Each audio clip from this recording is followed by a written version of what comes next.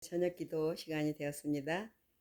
요한복음 2024년 마지막 기 어른들 위한 성경 공부입니다.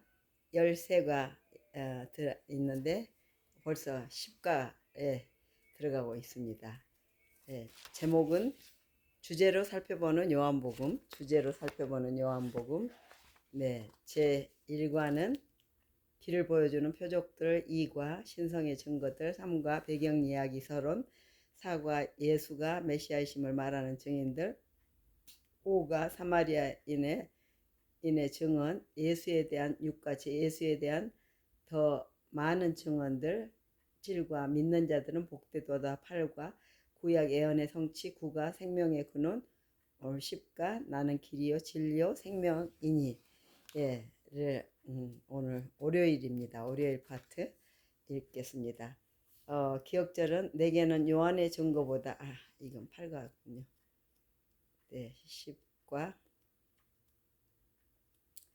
내가 본래 하나님을 본 사람이 없으되 아버지 품속에 있는 독생하신 하나님이 나타내셨느니라.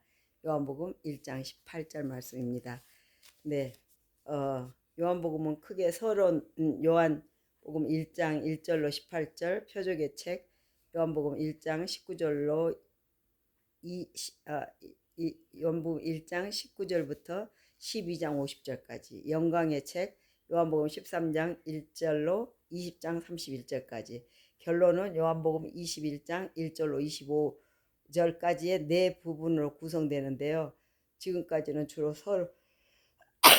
서론과 표적에 초점을 맞추어 예수의 기적, 표적, 대화, 가르침을 통해 예수님이 누구인지를 설명했습니다. 지금부터는 요한복음의 세 번째 부분인 영광의 책을 이번 10가에 살펴볼 것입니다. 그래서 유명한 7개의 나는 이다라는 진술은 흥미롭게도 표적의 책과 영광의 책을 연결하는 다리가 된다. 강기가 이제 끝나가는 무렵에 아주 재채기를 아주 해버리니까 시원하네요. 책만 펴면은 일종의 알러지가 짙어 오면서도 이번에는 감기 기운이 있었거든요. 여기에 영광의 책을 연결하는 다리가 되고 생명의 떡 요한복음 6장 35절 41절 48절 51절 세상의 빛 요한복음 8장 12절 요한복음 9장 5절 문 요한복음 10장 7절 9절 선한 목자 요한복음 10장 11절 14절 부활이요 생명이요 요한복음 11장 25절 길이요 진리요 생명 14장 6절 참포도나무 요한복음 15장 1절 5절 그게 바로 그것인데요. 이번 주 교과가 고별 설교의 목적과 그에 앞서 예수께서 제자들의 발을 씻기신 중요한 이야기를 소개하는 것으로 시작해서 14장에 기록된 나는 누구이다 I am의 놀라운 선언을 살펴볼 것입니다. 길이요 진리요 생명이다 라는 말씀을 이번 주 아주 흥미로웠죠. 일요일은 내가 한 것 같이 너희도 행하게 하려고 그 요한복음 13장 1절로 20절을 읽어보면 좋겠습니다. 이 이야기가 왜 그렇게 중요한지, 예수님은 어떤 교훈을 가르치려고 하신 것인지, 결국은 선생이며 주님인 그분이 제자들의 발을 직접 씻겨주신 것은 권위와 능력은 자신을 높이고 강화하기 위해서가 아니라 섬기는데 사용함을 가르치고 계셨습니다. 오늘 이제 내가 반드시 다시 오리라. 요한복음 14장 1절로 3절을 읽어보면 예수님은 어떤 맥락에서 이 말씀을 하셨습니까? 요한복음 13장의 끝에 예수님은 자신이 떠나신다고 말씀하십니다. 요한복음 13장 33절 이 말에 베드로는 예수님이 어디로 가시는지 질문합니다.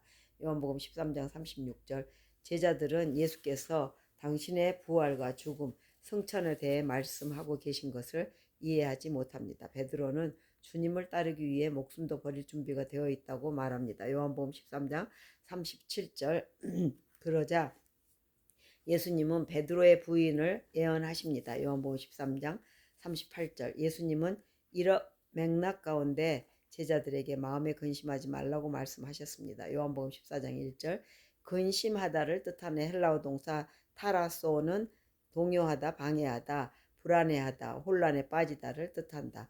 제자들이 예수님의 말씀을 듣고 혼란에 빠졌던 것도 이상한 일이 아니다. 예수님은 두려워하는 제자들을 위해 거할 곳이 많은 아버지의 집을 말씀하신다.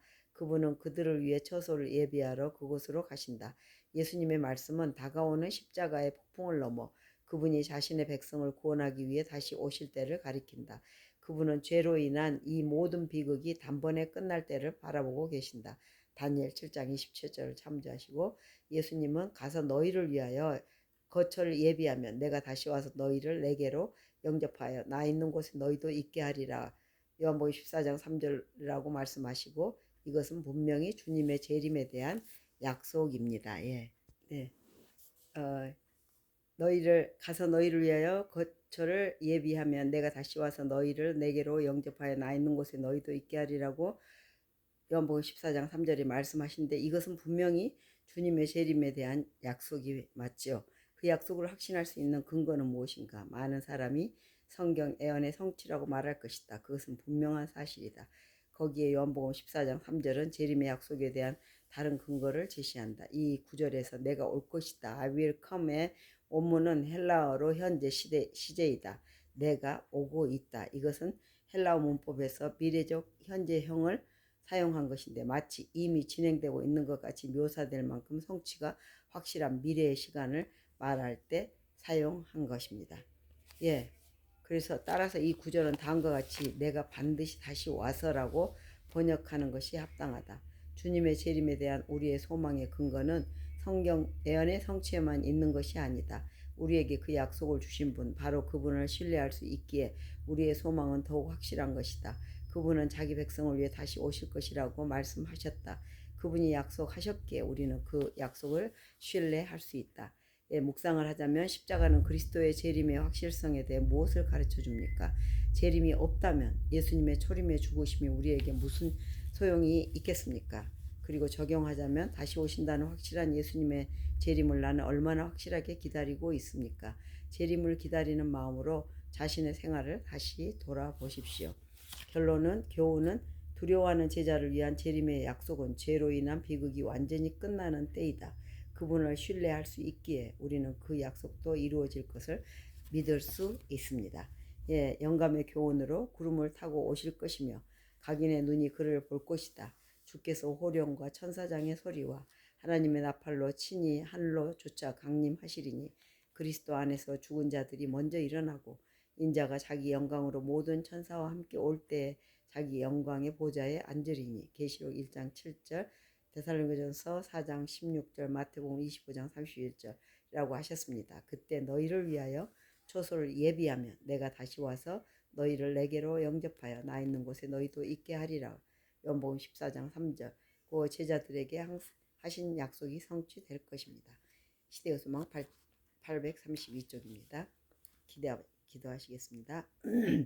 하나님, 주님 약속이 이루어지지 않는 것처럼 안일한 마음으로 살지 않았는지 자신을 돌아봅니다. 우리를 위해 다시 오실 것을 약속하시는 예수님, 재림의 약속을 기다립니다. 하늘을 향하여 마음을 고정하고 발걸음도 주님의 오심을 향하게 하게 하옵소서. 아멘. 아멘입니다. 예, 요한복음 14장 1절로 3절을 한번 읽고 다시 주기도문으로 마치겠습니다. 너희는 마음에 근심하지 말라. 하나님을 믿으니 또 나를 믿으라. 내 아버지 집에 거할 곳이 많도다. 그렇지 않으면 너희에게 일렀으리라. 내가 너희를 위하여 초소를 예비하러 가노니 가서 너희를 위하여 초소를 예비하면 내가 다시 와서 너희를 위하여 초소를 예비하면 내가 다시 와서 너희를 내게로 영접하여 나 있는 곳에 너희도 있게 하리라. 아멘. 예, 주기도문 하고 마치겠습니다. 하늘에 계신 우리 아버지, 이름이 거룩히 여김을 받으시오며 나라의 임하옵시며 뜻이 하늘에서 이루어진 것 같이 땅에서도 이루어지이다. 오늘날 우리에게 일용할 양식을 주옵시고 우리가 우리에게 죄 지은 자를 사하여 준 것 같이 우리 죄를 사하여 주옵시고 우리를 시험에 들게 말게 하옵시며 다만 악에서 구하옵소서. 나라와 권세와 영광이 아버지께 영원히 있사옵나이다. 아멘. 아멘. 아멘. May God bless all of you. 아멘.